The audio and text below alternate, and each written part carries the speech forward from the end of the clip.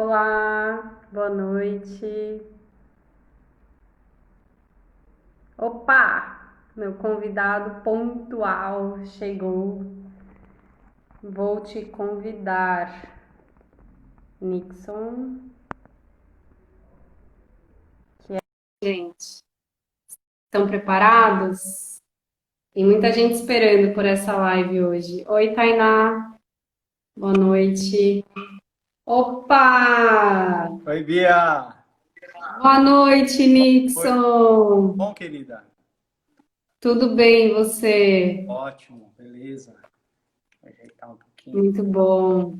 Legal. Olha, tem muita gente esperando por essa live hoje, viu, Nixon? Ela está muito aguardada. Gostoso, que bom. Bom, queridos, sejam todos muito bem-vindos, bem-vindas, bem-vindes. Estamos aqui nessa terça-feira de lua nova em Leão. Qual o tema hoje? O tema é o realinhamento, a clareza, a transformação do nosso Dharma, a manifestação, expressão do nosso Dharma através da nossa autoexpressão autêntica, genuína, sendo quem a gente é. E através, né, da ferramenta, da metodologia que o Nixon, que está aqui embaixo, desenvolveu, que chama Jogo da Vida, e que ajuda a gente, de forma lúdica, mas com profundidade, a gente tirar, na verdade, né, as camadas, os mecanismos de defesa, de proteção, as sabotagens, os boicotes, as autodestruições, os eus inferiores que habitam em todos nós, para a gente encontrar o nosso núcleo essencial, né? Descobrirmos quem somos em essência e aí, a partir daí, manifestarmos o nosso eu no mundo, distribuindo, compartilhando generosamente os nossos dons e talentos. Então, o que será que está impedindo a gente de ser quem a gente é e de manifestar o nosso Dharma? Então, esse é o tema de hoje. Já fiz o contexto aqui. Nixon, eu vou passar a bola para você se apresentar. Eu te agradeço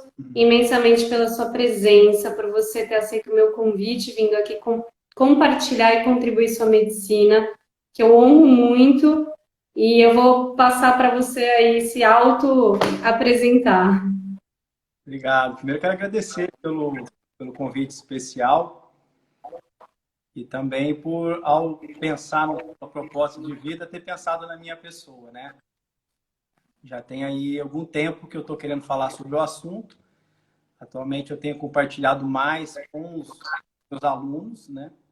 E eu senti que estava na hora já de mais sobre isso, principalmente para a gente estar nesse momento onde eu acredito que um dos temas principais é realmente esse, né? Essa grande transição que nós estamos atravessando. Eu acredito que um dos pilares dessa transição é realmente nos auxiliar a ocupar o nosso lugar dentro da vida, dentro do, né? Bom, falando um pouquinho de mim, né?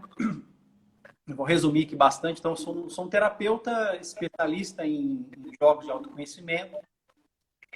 Tenho algumas formações aí que me ajudam a trabalhar dentro dessa ponte, mas em síntese, o meu Dharma, né, meu propósito, minha especialidade é fazer uma ponte entre a psicologia profunda, né, a espiritualidade prática, utilizando ferramentas instigantes, ferramentas prazerosas, né, e por isso a gente utiliza os jogos, principalmente dentro desse processo, né.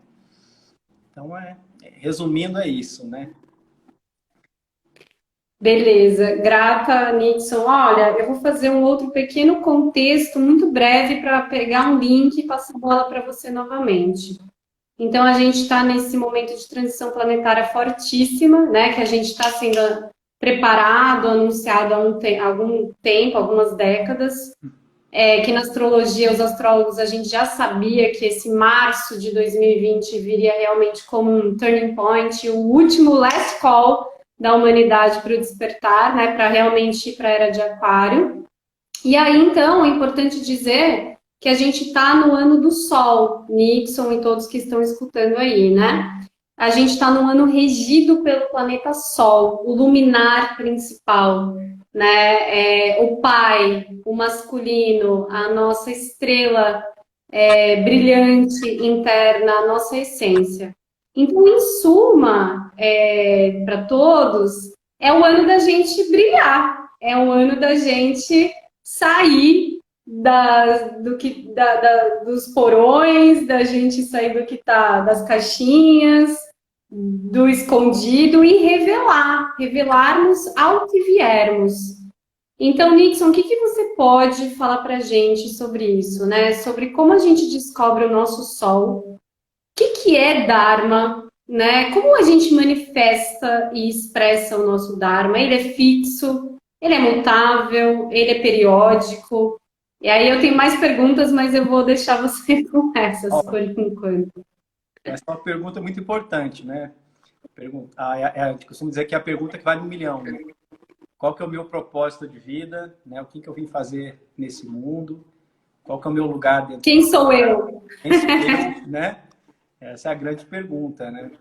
Uma coisa importante que eu acho, primeiro, para a gente entender sobre propósito, sobre Dharma, é entender que esse não é apenas mais um desafio na vida, né? O próprio caminho do autoconhecimento, ele se funde com o caminho de encontro ao propósito de vida, né? E mesmo que você, em algum grau, já tenha encontrado, já tenha se localizado em algum nível na manifestação do seu propósito na vida, você é convocado a novas oitavas dentro daquele propósito. E para isso a gente faz inclusive uma analogia à própria, um termo que foi Campbell que concebeu, que é a jornada do herói, né? Que é esse trânsito do mundo conhecido para o mundo comum, né? Para que a gente possa aceitar esse chamado da vida em busca desse elixir, desse tesouro, né? E finalmente poder ocupar o nosso lugar de verdade nesse mundo. Mas ele não é só... Às vezes as pessoas entendem o caminho de propósito de vida, o tema Dharma, como mais um aspecto dentro da jornada. Eu gosto, prefiro e entendo de uma forma diferente, né? Que o próprio caminho do autoconhecimento ele se funde com o caminho, né, da realização do propósito de vida. E aí como é que eu entendo, então, esse caminho do autoconhecimento? Então fica muito claro que autoconhecer é conhecer a si mesmo. Aí a pergunta, mas o que é você mesmo? A gente pode concordar, respondendo a princípio superficialmente essa pergunta, que a gente é a gente mesmo quando a gente está fluindo, né? Quando a gente está com o coração aberto, quando a gente está podendo amar, né? Devemos, todos, independente das teóricas, todos nós concordamos que nós somos mais felizes, nós exalamos mais a nossa natureza, quando a gente está podendo estar com o coração aberto. Mas se a gente é bem honesto, havemos de reconhecer que nós não estamos com esse coração tão aberto, e quando está aberto em alguns momentos, mas não o tempo todo, para todas as direções, para todas as pessoas. Então, se concordamos que autoconhecimento, que eu sou eu mesmo, quando eu estou amando, então eu posso também entender, de uma maneira mais simples, que o caminho do autoconhecimento é o caminho em direção à abertura do coração. Mas é preciso reconhecer que há um coração fechado e que há um coração ferido. E é uma ferida encoberta por muitas camadas, né, de proteção, que estão nos impedindo de ser a gente mesmo, estão nos impedindo de manifestar os dons, nossos talentos, nossas habilidades, né, nosso potencial maior. Né, o tesouro está no nosso coração. Né? Então, na minha percepção, para que você possa, então, né, respondendo a sua pergunta, né, ocupar o seu lugar no mundo, é necessário fazer esse caminho de abertura, de cura dessas feridas, de remoção dessas camadas que nos impedem de ser nós mesmos. Porque, antes de tudo, a gente não está podendo nem ouvir o chamado, nem podendo ainda, muitas vezes, ouvir o nosso coração. Né? Eu percebo muitas pessoas que se aproximam do meu trabalho, que muitas não têm consciência alguma de onde estão dentro do caminho, né? Qual que é o meu ponto de trabalho nesse momento. Então, dentro dessas camadas que estão protegendo essa ferida original, qual que é a camada da vez? Qual é o ponto de trabalho da vez? Né? Elas não têm, uma grande maioria das pessoas não tem consciência. Se eu perguntar aqui, puxar alguém aqui para o vídeo agora, falar qual que é o seu ponto de trabalho, tenho certeza que talvez um ou outro consiga responder, mas a grande maioria vai balançar um pouco. E olha que pergunta essencial, né? Que pergunta fundamental. Porque se eu estou na direção da abertura desse coração, se eu estou na direção do meu Dharma, eu preciso saber onde que eu estou dentro da jornada. Qual que é o meu ponto de trabalho? Porque a gente não constrói, não é a gente que constrói o caminho. O caminho já existe. Eu preciso reconhecer ele.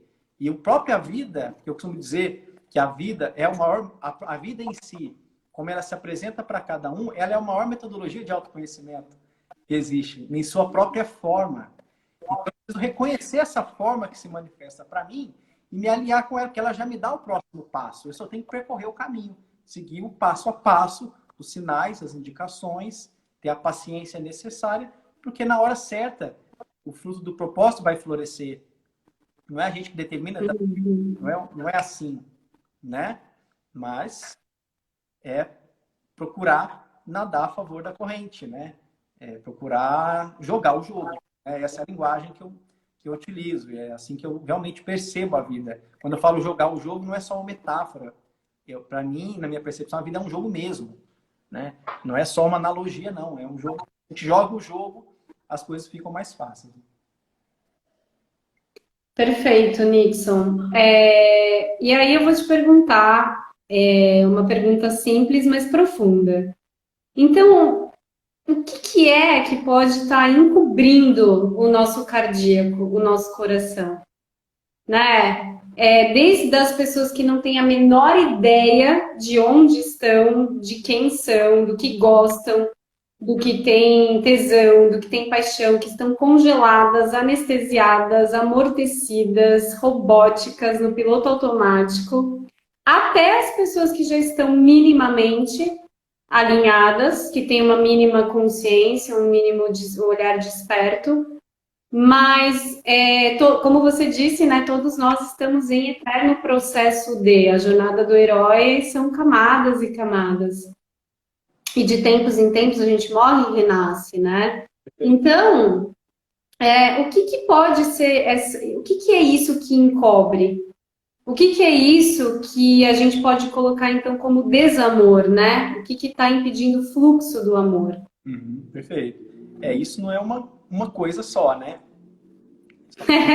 Como eu disse, são 3 horas de live agora. muitas as camadas e são muitas estruturas de defesas ramificadas e complexas. E a gente, numa linguagem mais universal, a gente chama de ego, né? A gente chama, ou até mesmo personalidade, ou persona, né? Mas uma linguagem que eu me afino muito é com a linguagem de uma metodologia chamada Patchwork, acho que você conhece também, né? Que vai dividir esse processo em 3 camadas, sinteticamente falando, né? Que a primeira camada, então, são as máscaras, né? Então, se a pessoa não tem consciência das suas máscaras, ela também não pode ter consciência do que está por trás das máscaras, que é o que a gente chama de eu inferior, e que são as nossas sombras, né? E esse eu inferior se manifesta através do medo, através da ira, através da avareza, através da luxúria, através da inveja e muitas outras matrizes, né? Se eu não tenho consciência desses aspectos, eu dificilmente vou ter consciência do que está ainda mais, da dor que está ainda por trás disso tudo, né?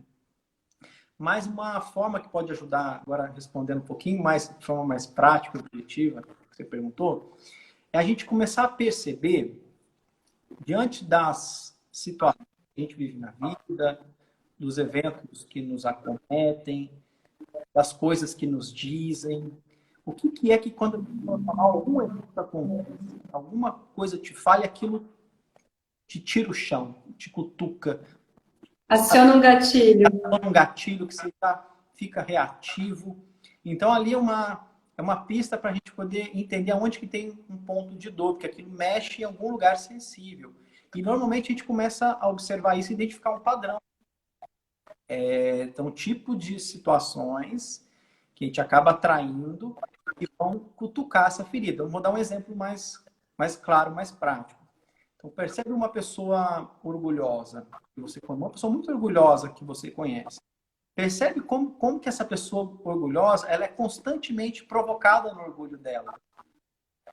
A pessoa que é muito orgulhosa, hora ou outra, a vida constantemente está atacando o ponto de inferioridade da pessoa. Porque, na verdade, o orgulho, e aí ajudando agora a compreender, ele é uma estrutura de proteção, né, que está compensando a nossa ferida de inferioridade, por exemplo. Então, se eu tenho consciência, se eu começo a perceber que tem eventos que estão provocando esse ponto, fica mais fácil de eu enxergar o orgulho. E se eu já posso ver o orgulho, eu posso perceber que tem essa ferida de inferioridade.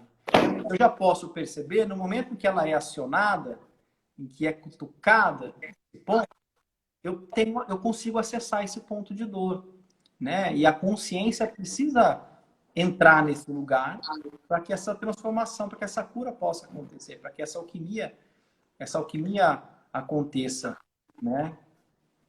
Acho que é um bom exemplo. Talvez, acho que responde a sua pergunta, né? Não sei. Uhum. Sim, sim, sim. E aí, Nixon, você mencionou, né, que essa camada de proteção tem o nome de ego, dentre outros nomes, e várias ramificações, e vertentes, e possibilidades. E você também mencionou o nome sombra, né, que é muito dito aí, muito divulgado, muito escrito nas mídias sociais. A gente acabou de começar o solstício de inverno, que é um momento que o cosmos está nos convidando a entrar na caverna da sombra, né, no útero da mãe, do feminino, da gente acessar a consciência, o arquétipo de câncer, e a gente enfrentar as nossas sombras. O que você pode falar para a gente sobre isso? Como você pode contribuir? Como a gente pode, mais do que enfrentar, né? Eu acho que é enfrentar os nossos medos, até mesmo de reconhecer as sombras. Então, acho que a palavra mais pertinente seria como acolher, né, as sombras. Perfeito. É dito que um dos maiores medos que nós carregamos é o medo de entrar em contato com a nossa sombra e aquela ser a nossa realidade final, ser a última realidade, de eu não ser algo que é além daquilo. Então, todos nós carregamos, dentro da linguagem que eu gosto de utilizar, um eu idealizado, né? Um eu que nós idealizamos, de quem eu gostaria de ser, de quem eu acredito que eu sou, que é esse eu que, se eu for isso, eu vou pertencer, eu vou ser amado. Lá na raiz é o desejo de ser amado pelo pai e pela mãe, naquele momento em que inconscientemente a criança idealizou um eu. Se eu for isso, eu finalmente serei amada e todos os meus problemas estão resolvidos. Acontece que essa sombra, né, ela não atende essa idealização de eu. E o meu medo é olhar para essa sombra e eu ser aquilo, né? A grande verdade é que eu não sou a sombra. Eu sou algo, a minha essência mais pura, meu self, continua preservado. Mas para mim chegar lá, eu vou ter que transformar a sombra. E uma analogia que eu gosto de trazer é que essa sombra, ela é a sua própria energia, sua energia divina original, que no momento de ignorância no trajeto da alma, ela, ao sofrer os primeiros choques de desamor, ela se distorceu em defesa. Então, imagina o quanto de energia, da sua energia original, que no estado de ignorância, né, ela se distorce em defesas. E essa defesa precisa ser reintegrada, e não escondida, elaborada. Não, a consciência precisa penetrar essa parte que é do teu quanto da tua própria energia, que foi transformada em defesa. A consciência precisa penetrar essa estrutura para transformar no teu eu original, que é onde está todo o teu potencial de energia, de realização, de talentos, de dons, de todas as suas capacidades, que a princípio estão sabotadas. Então, se você tem muita sombra, sinal que tem muita matéria-prima, sinal que tem muito potencial, né, de realização. É uma matéria bruta que está aí, né? Então, essa matéria-prima ela precisa ser alquimizada e ela precisa ser transformada no quantum de energia original, né? Então, primeiro com relação às sombras, né? Primeiro desenvolver um olhar diferente em relação a isso. enxergar na sombra esse potencial, né, de resgate desses dons, desses talentos e dessa capacidade. Segundo, que, como você mesmo disse, não é possível lutar contra a sombra, né? O que a gente pode fazer é ter consciência, né? O que a gente pode fazer é a consciência penetrar e transformar, mas essa transformação não é o eu fazedor que faz. Essa transformação, ela é orgânica, vamos dizer assim. O que acontece é que a consciência, né, a presença nessa estrutura, né, e aí a jornada do herói, né, essa coragem, quem são os nossos antagonistas, os nossos grandes desafios na nossa jornada heróica, se não os sentimentos desafiadores que nós carregamos. Então, são dois grandes medos. O medo da minha sombra ser a minha realidade final, por isso o medo de entrar em contato com a sombra, e um outro medo que está além disso. Medo de, ao entrar em contato com essa...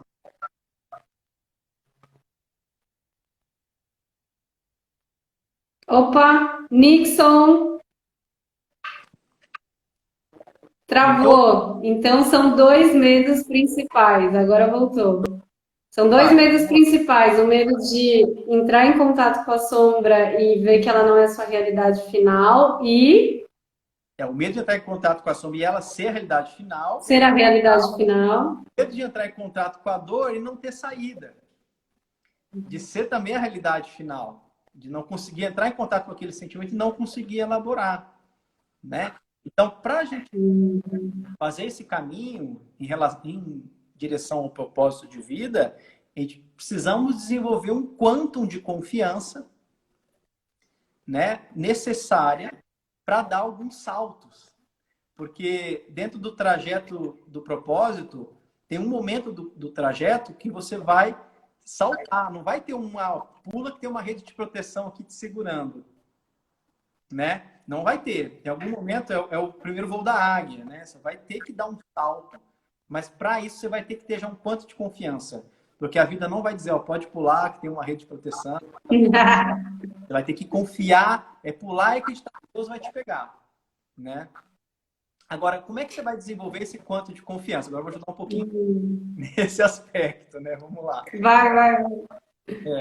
Então, para desenvolver esse quanto de confiança, e é por isso que eu trago também essa linguagem. Uma das formas de desenvolver isso, primeiro, através da própria capacidade de percepção e de observação. Observação em relação aos eventos que te circundam, né? Eu falei isso um pouquinho lá atrás. Quando você, ao observar o porquê que você está vivenciando determinado evento, porquê que você está vivenciando determinada relação, determinada situação, e você pode compreender que, por mais desafiadora que seja cada situação dessa, era exatamente aquilo que você precisava do seu processo, essa confiança na mecânica da vida, ela vai crescendo.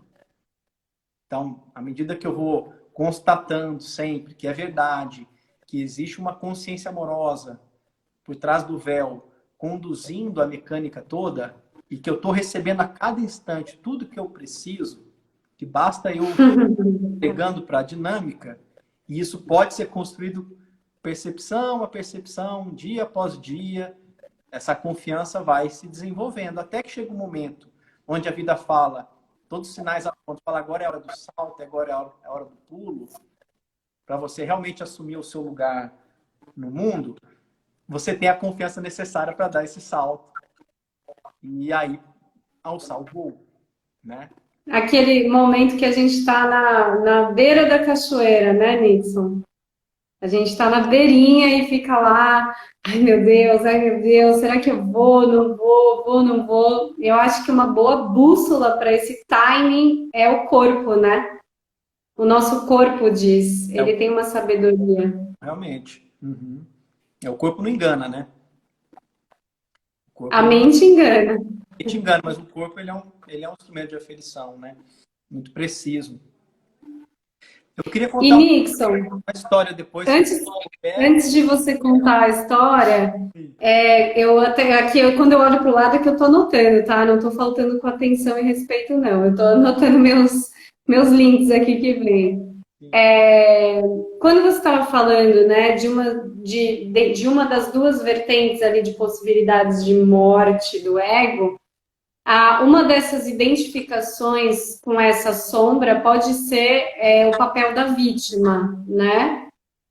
Então, eu queria que, já que a gente está numa alunação canceriana que fala, né, do amor infantil, do amor imaturo, codependente, o drama apegado ao sofrimento da vítima, se você pode desenvolver esse arquétipo com a gente. Legal, acho importante. A gente coloca a vítima, na verdade, tem inclusive como uma... Travando aqui o vídeo, parece que para mim travou. Deu uma travada. Que Mercúrio retrógrado nos ajude. Voltou. Beleza, vamos lá. Tá, então assim, mais do que uma sombra em si, a gente vai falar da sombra também, né? A vítima ela é uma grande máscara, né? Uma máscara muito incrustada, né?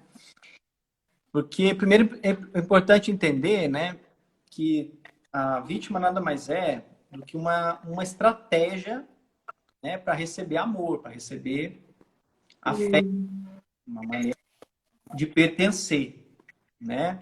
Junto com a vítima, a gente tem ali o submisso, a gente tem o agradador, né? O falso caridoso, né? Então, e é uma máscara muito ardilosa, né? Muito Sutil, né? sutil, né? Que tem alguns venenos, algumas estratégias muito escondidas, né? Porque a primeira coisa a ser compreendida é que a pessoa que está nessa máscara, ela não sabe lidar com a própria agressividade, né? É uma pessoa que não sabe lidar com a ira. Então, muitas vezes, a pessoa que está na máscara da vítima, ela realmente teve uma ferida. Ela teve uma ferida que veio através de, de um agressor, através de um abusador, através de um opressor, né? Ou Mas seja, um masculino distorcido, né? masculino distorcido, que pode vir tanto na mãe como no pai, né? Esse masculino distorcido. O masculino distorcido não é só dos homens, né?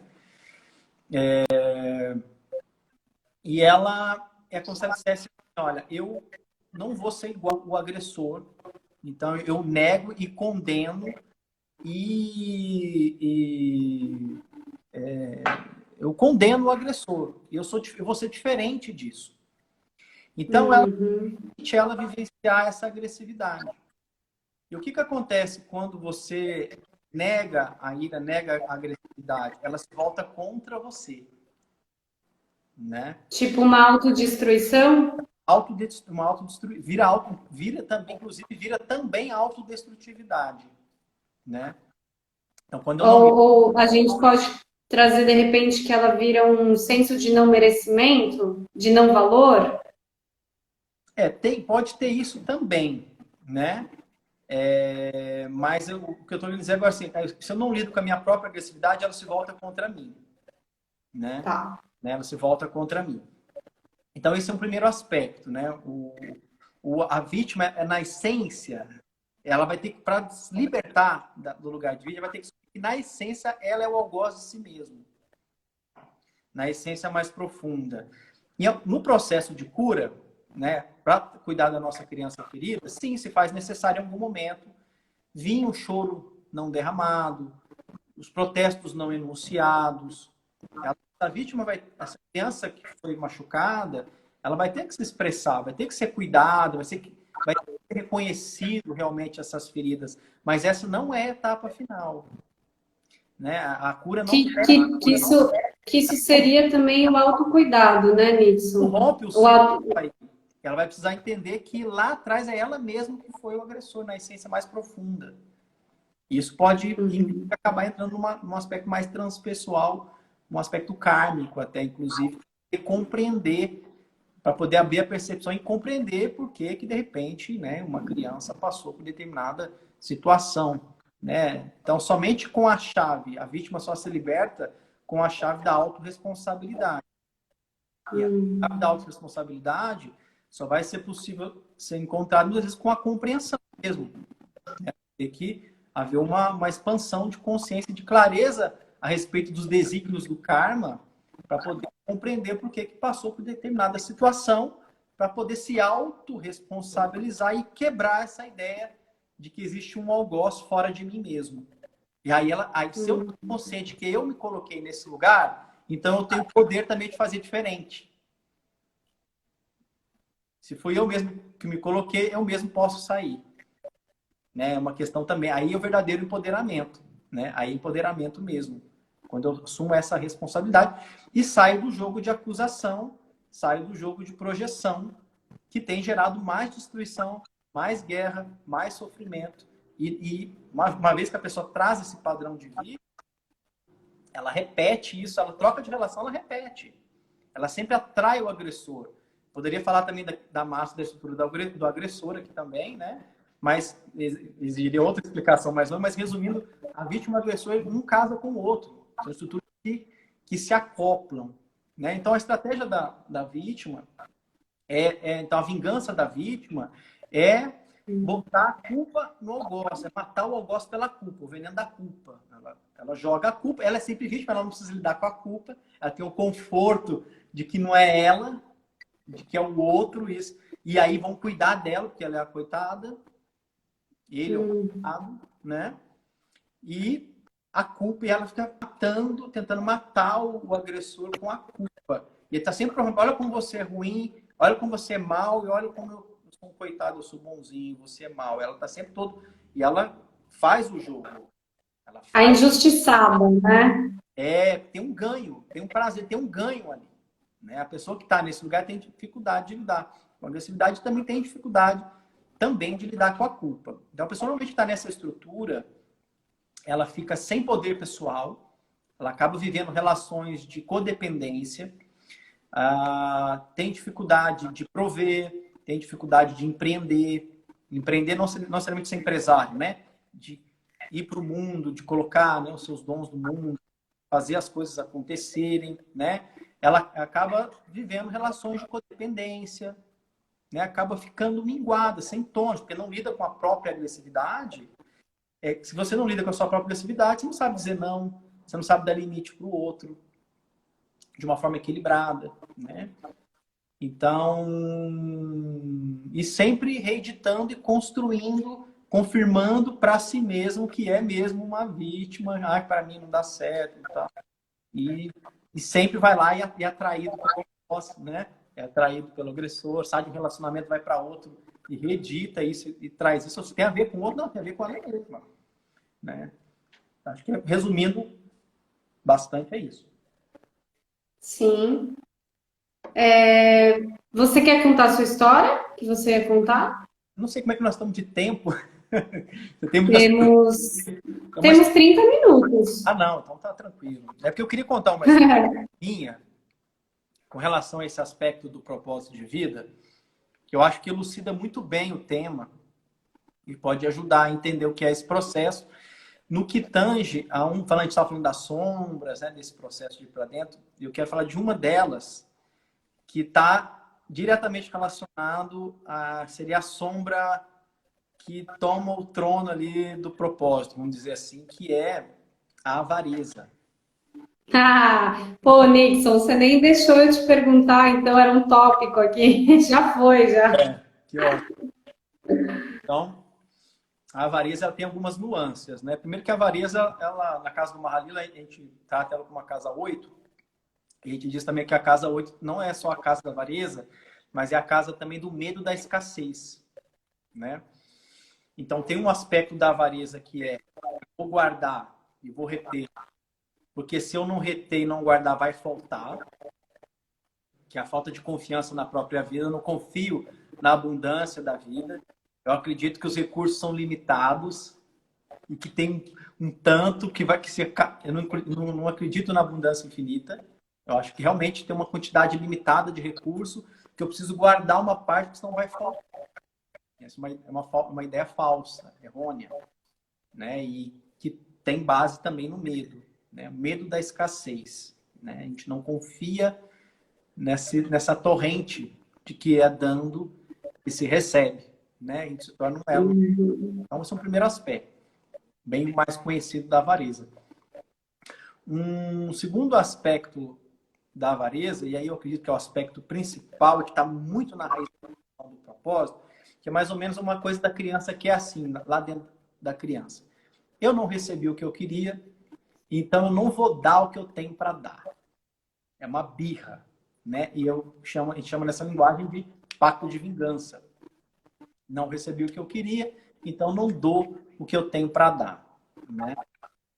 E por isso que toda vez que a gente tem que fazer, a gente já sabe o que tem que ser feito, a vida nos convida para fazer o que tem que ser feito, a gente se sente muitas vezes paralisado daquilo que realmente precisa ser feito.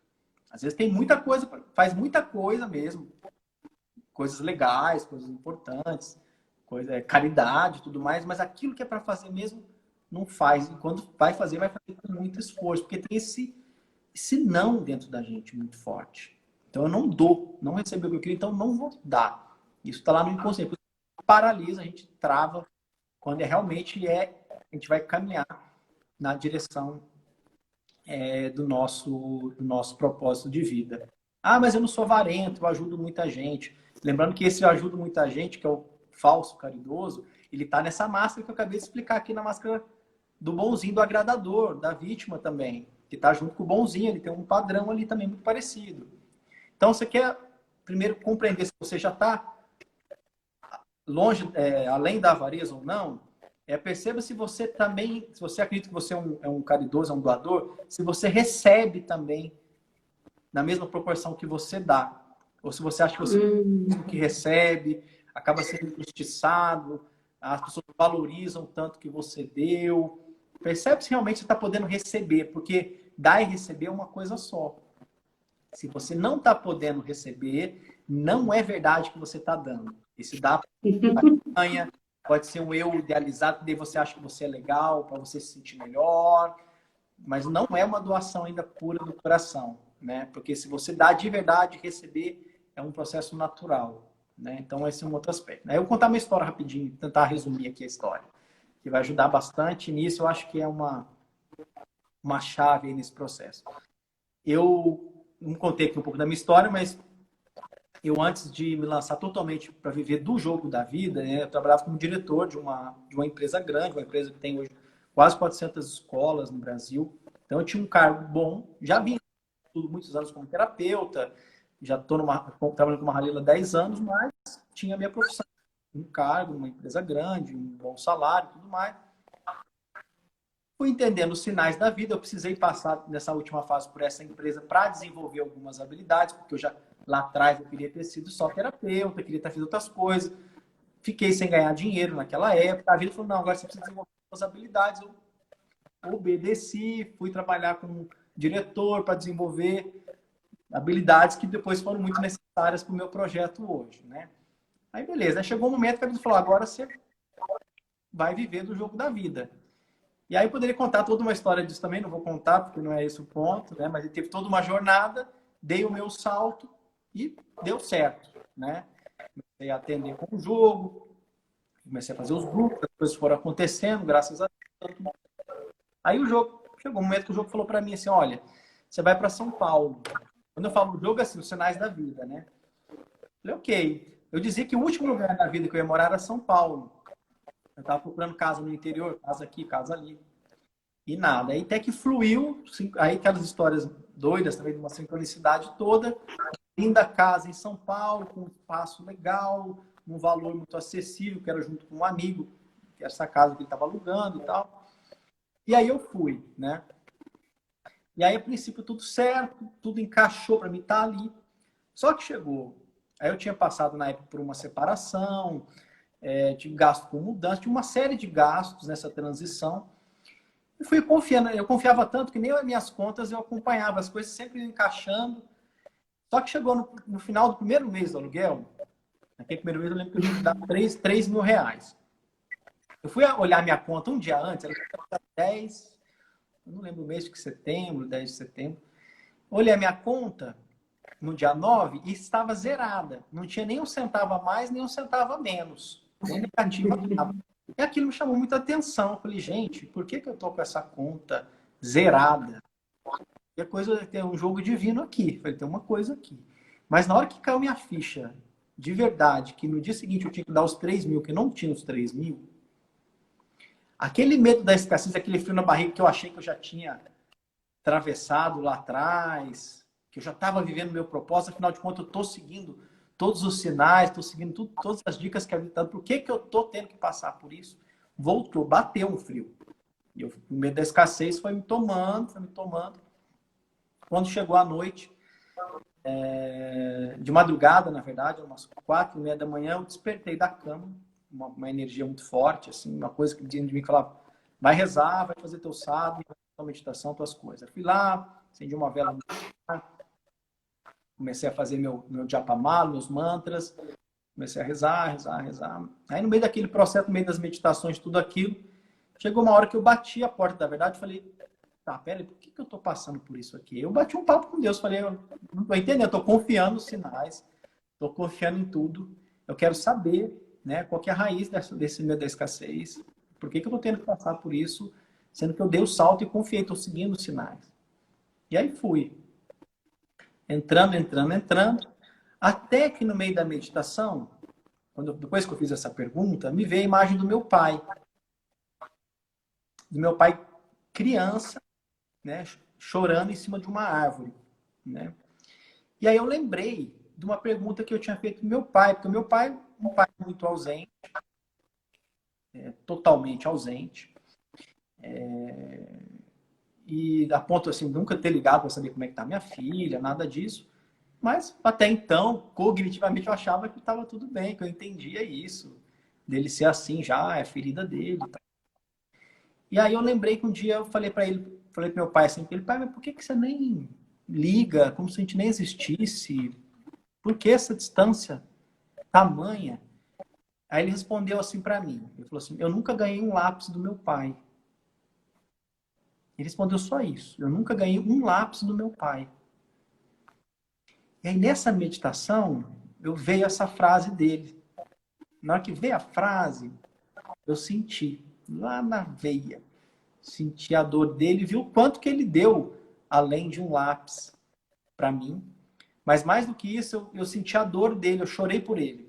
Chorei o choro que ele nunca chorou ali. Chorei, entrei, claro que é meu aquilo também, né? Entrei e chorei, um choro assim que abri a cabeça, assim, né? Um choro libertador.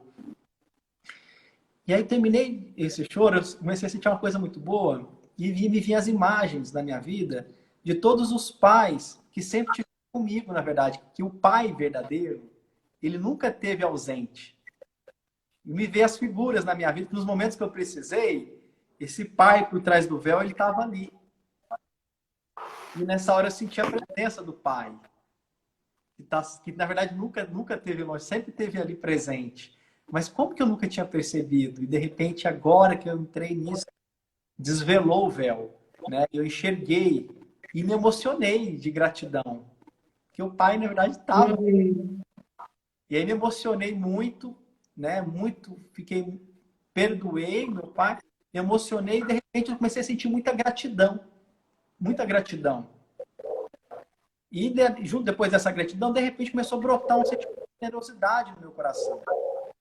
E aí eu lembro que nessa hora chegou um jardineiro da casa, que sempre ia por lá, e eu sempre cumprimentava, assim, um bom menino, né? Cumprimentava o jardineiro, mas nesse dia eu fui lá, quis saber mais dele, preparei um café, nem queria tomar café, fiz um café para levar para ele, um café. Um sentimento de generosidade gostoso, assim, que o dia vinha com aquele sol gostoso. E aí eu já resolvi ligar para uma paciente minha para saber como é que ela estava, né? Ela não estava me procurando para pagar consulta nenhuma, mas eu de repente falei, deixa eu ligar, como é que tá a fulana? Aquela coisa genuína, né? Como é que ela tá? Deixa eu ligar para ver como é que ela tá. Aí eu liguei para ela e falei, nossa, tô querendo fazer um retiro aqui no Rio Grande do Sul, você não quer vir para cá? Ah, já tem aqui uma turma grande aqui já temos 15 pessoas, você já vem, já monta o teu retiro. Opa! Aí eu acabei essa ligação, me ligou meu último chefe dessa empresa que eu trabalhei, que inclusive foi uma dessas figuras desse pai oculto na minha vida, e falou, Nixon, lembra aquele contrato, aquela prefeitura lá de Três Corações? Então, eles pagaram a parcela, eu tenho que depositar R$ 3.500 na sua conta, não passa da sua conta. Né? E aqueles R$ 500 eram exatamente os 500 que eu precisava para aquele final de semana. E decidi, naquele mesmo dia, várias pessoas começaram a me ligar, marcando atendimento, e a coisa foi abrindo, né? Abriu, e eu, com a minha energia agora liberada, eu comecei a usar toda a minha inteligência, minha criatividade. Não, peraí, eu sou inteligente, eu tenho... Comecei já a contactar e fazer acontecer. E graças a Deus, pelo menos por enquanto, eu nunca mais precisei passar por isso, né? Porque não se tratava de ter ou não dinheiro, se tratava que eu precisava de ter vivenciado aquele medo da escassez naquele momento para entrar nele, para poder virar um jogo e para entender que eu recebo tudo que eu preciso nessa vida, para poder sentir essa gratidão e começar a dar o que eu tenho para dar de verdade, né? Para poder sair dessa avareza. É isso, né? Maravilhoso, né? Eu estou tendo a honra e a oportunidade de escutar essa história pela segunda vez e me tocou de novo da mesma forma. E acho que ela é perfeita para a gente ir encaminhando para o fim, que a gente tem 15 minutos, que é, então, o início da live, o tema do nosso encontro é como descobrir, realinhar, manifestar, expressar o meu propósito, quem eu sou, meus dons, talentos, meu Dharma. Independente das formas, linguagens, jeitos que cada um vai ter peculiar de fazer, né, Nixon? A raiz para essa expressão genuína acontecer é a gratidão, né? Então, da mesma forma, tirar as camadas, proteções, egos, defesas que estão impedindo o amor fluir, o amor só pode fluir em gratidão. Mas eu faço um link com uma das suas frases no começo, que eu até anotei aqui, né? Você falou do florescimento. Então, não adianta ser, porque senão é uma falsa caridade, falsa generosidade. Não adianta ser aquele perdão por osmose de escutar a mantra de Ho Oponopono. Você pode fazer isso para plantar e fortalecer, mas é um processo que tem o seu timing da natureza, né, Nixon? O perdão, a aceitação, a gratidão genuína, ela precisa passar por essas estruturas sombrias, ela precisa dar espaço para essas faltas, reclamações, carências, vazios se manifestarem para haver essa genuína transformação, né? E a raiva, que nem você falou da raiva, que é um dos atributos aí da vítima, né? A raiva que ela não consegue, a raiva, a ira, quando ela se transforma, quando ela expressa, ela se alquimiza em compaixão. Só que se a gente tem julgamento, preconceito, nega, foge, joga embaixo do tapete esses sentimentos que são, como você disse, chaves, a gente não dá a possibilidade do movimento acontecer, né, Nixon? Eu fico imaginando aqui, se você tivesse, nessa noite, falado para si mesmo, imagina, eu não tô com medo não, já superei isso, eu não tenho mais medo da escassez, não, vai dar tudo certo, eu sei que vai. Tivesse entrado numa certa arrogância, numa certa prepotência, né, que mascara essa fragilidade de acessar a sombra, né? Quando você acessou o medo da escassez, você... Então tá, deixa eu sentar aqui e encarar o que é que a vida tá me mostrando. Então tá atento também, como você disse, tá com esse olhar de tudo, né? Tudo é um mestre, é um professor. Então, mas assim, para concluir a minha fala, que é a gratidão, a aceitação, o perdão, eles não acontecem de forma forçada, controlada, na hora que o ego quer. E sim, na hora, é como uma bênção, né, Nixon? É como um florescimento, uma colheita, né? Uma colheita. E a gente planta a semente, mas a gente não controla o tempo, o resultado. Então é plantar e soltar, né? Então acho que eu passo o link, a bola para você aí, para esse processo de confiança, de rendição, de soltura, de devoção, né? De entrega, né? De entrega boa. Uhum. Tem uma pessoa aqui, a Renata Gomes, que falou É, que tô... agora ela falou que tinha acabado de viver isso há 10 minutos com a mãe dela. Ela estava chocada aqui com a sincronicidade. Que legal, né? Bacana, Pura magia. magia. O caminho do propósito, eu percebo que muita gente carrega um peso, que não tem ideia do tamanho do peso que carrega por não estar dando o que você veio dar para o mundo, né? Hum. Realmente alivia muito quando a gente para de reter, de guardar e começa a entregar. E aí eu acho importante a gente trazer também a percepção que às vezes esse começo ele não é fácil mesmo. Essa inversão, esse pegar o boi pelo chifre, assim, né? Porque tem estruturas dentro da gente, que é o que a gente chama de eu inferior, que é como se fossem complexos autônomos que têm vida própria.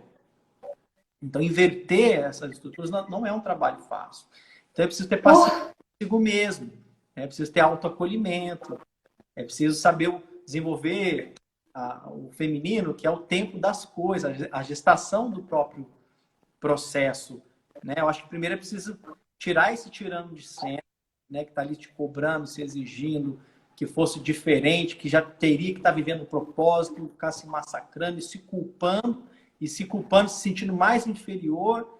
Quanto mais se culpa, mais se destrói, mais se sabota. E acho que não é merecedor de ocupar esse lugar, né? E primeiro entrar em acordo, ok, essa é a minha sombra, essa é a minha estrutura, calma, vamos entender, né? Vamos aceitar primeiro, entrar em acordo aqui, e aí dar os próximos passos, né? Então, assim, essa inversão desse não, dessa paralisia, para você começar a fazer o que tem que ser feito, que é quando você vai começar a girar essa roda que está parada. Eu gosto de usar uma metáfora que imaginasse uma roda, aquelas rodas d'água, sabe aquelas rodas d'água? Imagina que na base dessa roda d'água está cheio de lama ali. Então, no começo, para girar essa roda, tem que fazer muita força.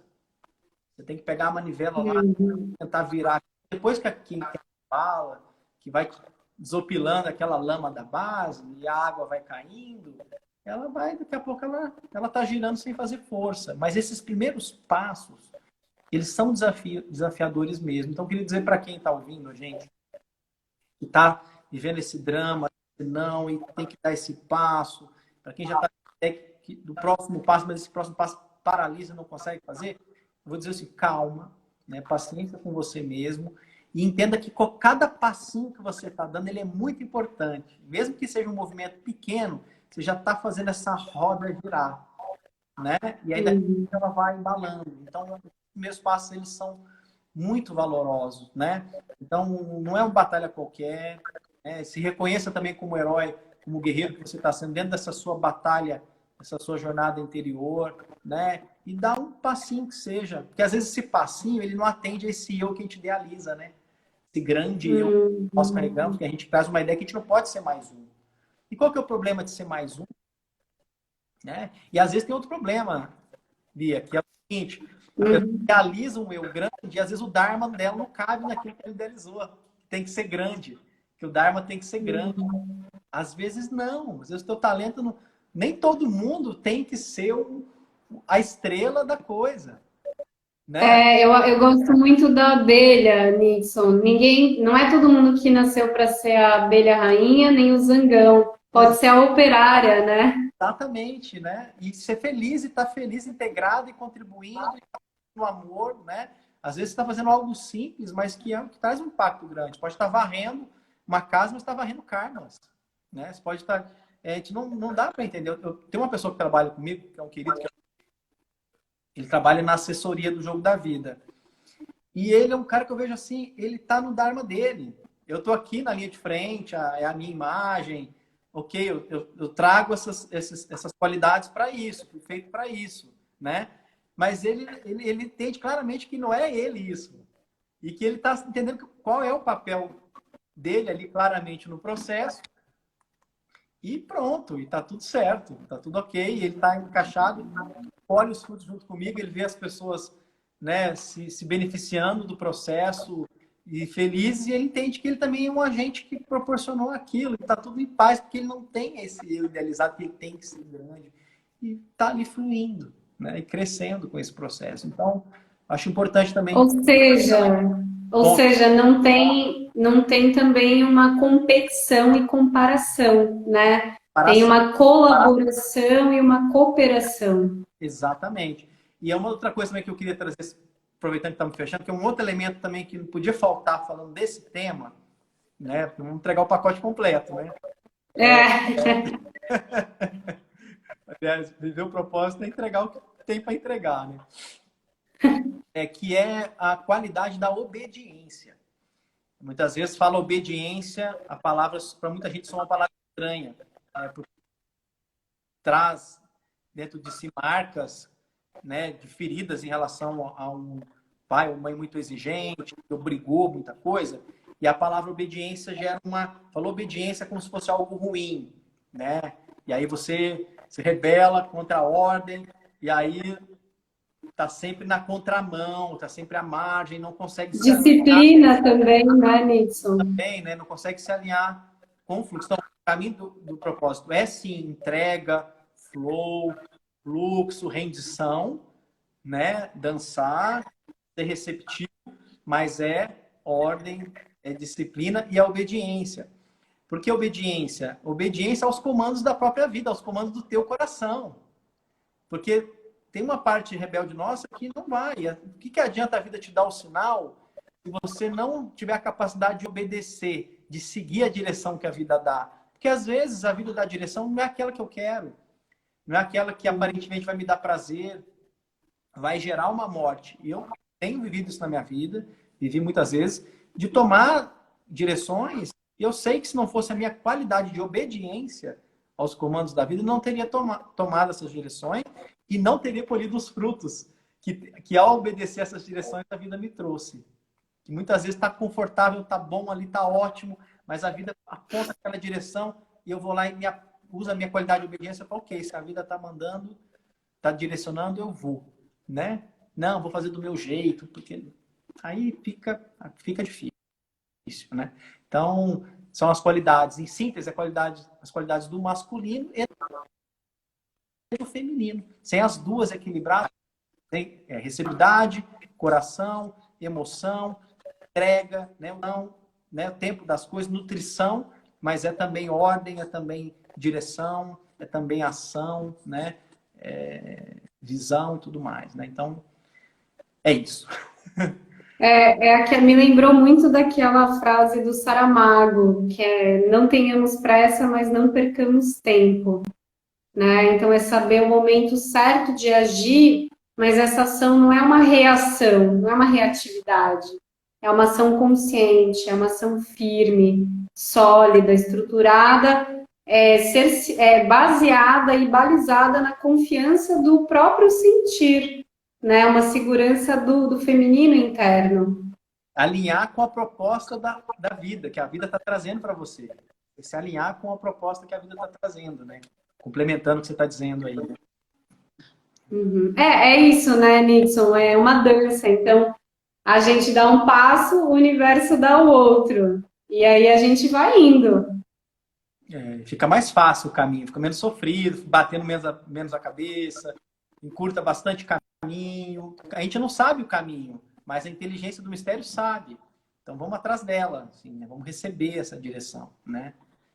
Vamos receber essa direção porque fica mais fácil, muito mais fácil, muito mais, né? Tem um sofrimento desnecessário, tem a dor que é inevitável, mas tem um sofrimento que é a fuga da própria dor. E esse sofrimento pode ser evitado.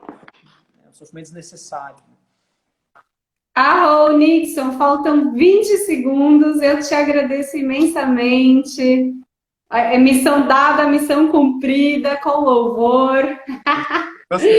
Gratidão a todos que estiveram aqui com a gente. Não deixa de salva o vídeo que eu quero depois subir ele, tá? Baixa ele aí. Pode deixar. Beleza. Pode deixar.